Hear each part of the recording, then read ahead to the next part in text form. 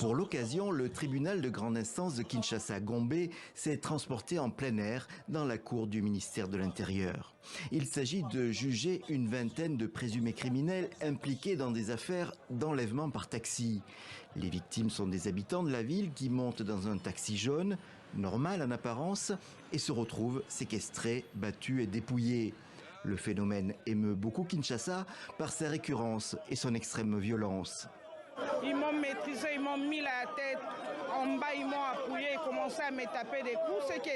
La personne qui était devant, il a sauté par derrière, il m'a saisi par les coups, il m'a serré très fort, j'étais étouffé.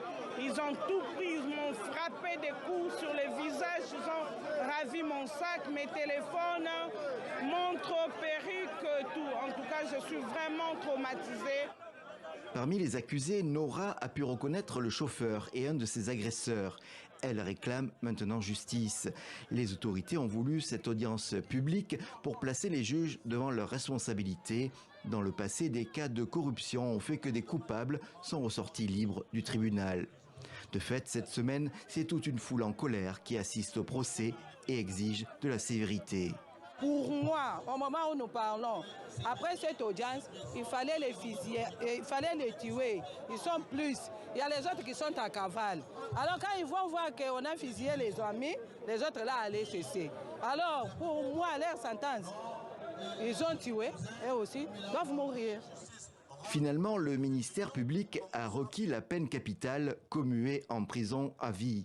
Cette rigueur s'explique aussi par une mauvaise rumeur qui agite la ville, relayée sur Internet avec force vidéo douteuse.